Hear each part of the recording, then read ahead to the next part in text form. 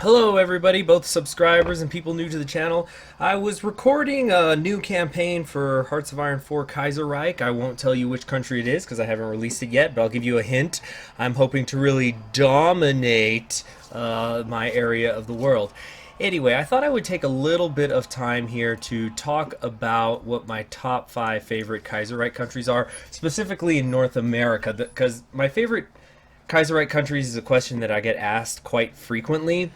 And I really was trying to think about it for a while, and I thought, you know what, I'm just going to subdivide it into areas. So this is going to be part of a series that'll eventually be top 5 North American, top 5 South American, so on and so forth. But enough talking, let's go to it. My top 5 Kaiserreich countries that you can play as in North America.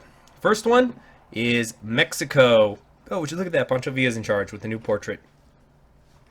So the things that I'm using to rate these on is basically how strong the country is, how interesting I find its lore, uh, how replayable it is, meaning like is it a country that you can play once and then play again and again and again, and every time you know that it could be a little bit different, and other just miscellaneous things like that. So Mexico comes in at number 5. It's a country that doesn't start out super strong, but quickly through its focus tree can get access to additional research slots, reduce consumer good factories, and things like that.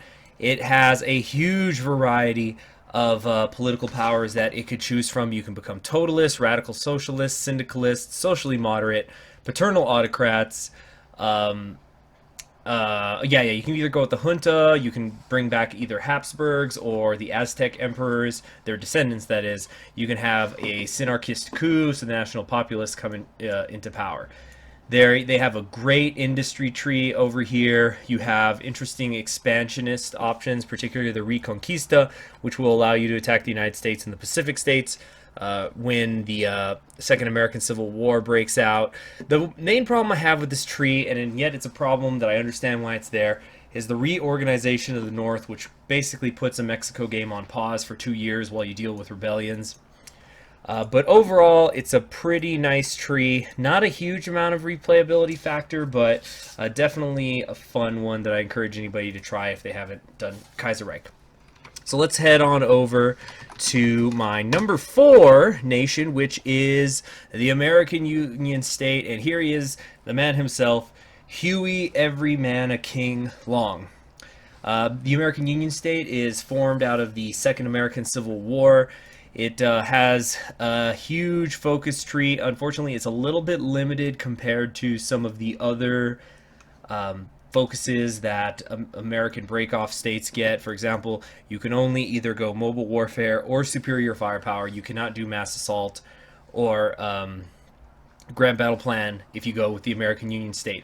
Politically, you also only have 2 directions to go in, either keeping Long's Republic and being paternal autocrats, or creating a Jim Crow America under William Pelly. Also some interesting figures here, historical figures. For example, Father Colin is here. Anybody who's American probably knows who these people are, but you can get men like Henry Ford in your cabinet.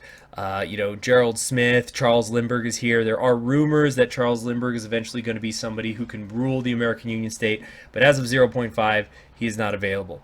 But a very good country to play as if you can win the Second American Civil War. Something that's certainly possible. It's not even the hardest when you play as them. And once you take back the United States, you are pretty much unstoppable. Unfortunately, another limiting factor for them is that they can only form the League of American States. There is an event where they can join Middle Europa, but if you pass that event by, you never get a chance to again. So the thing that's bringing the American Union State down is just the lack of serious replayability factor. Now, moving on to number 3 on my top 5 North American Kaiserreich countries is the United States of America, who at this moment is being led by Douglas MacArthur. But the United States of America could go a couple different directions.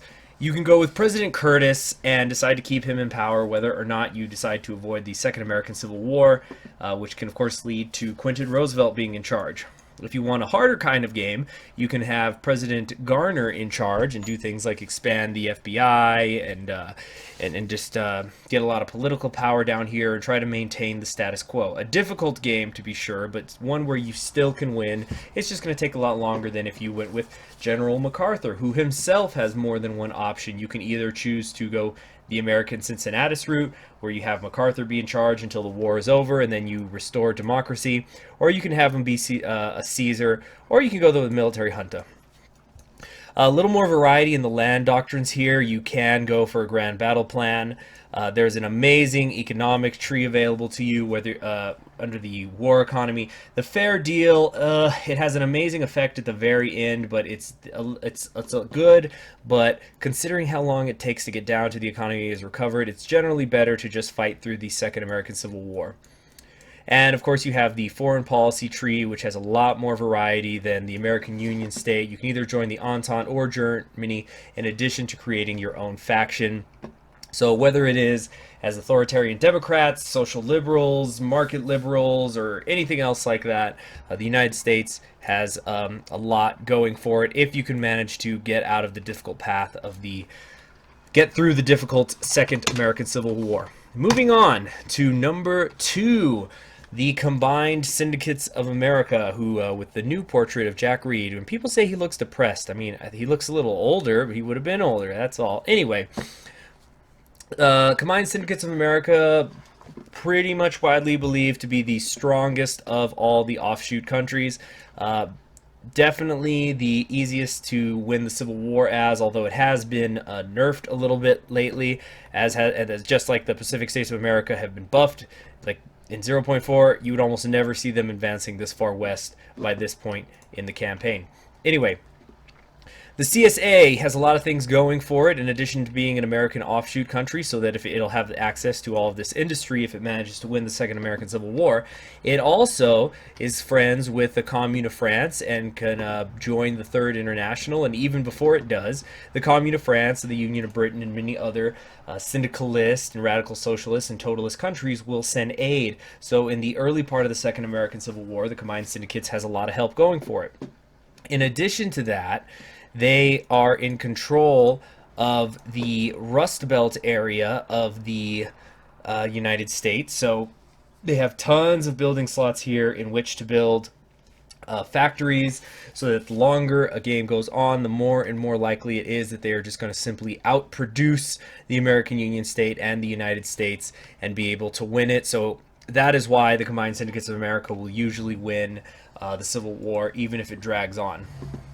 As far as their focus tree is concerned, they're the only American focus tree that gives access to bonuses for all 4 land doctrines: mass assault, mobile warfare, grand battle plan, and superior firepower.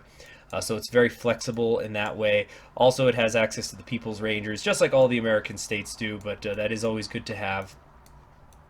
Another really good industrial tree available to them, able to go into 3 different directions of syndicalism, which each give unique bonuses in their own way. They also have their own variant on the Monroe Doctrine tree, allowing them to intervene into the other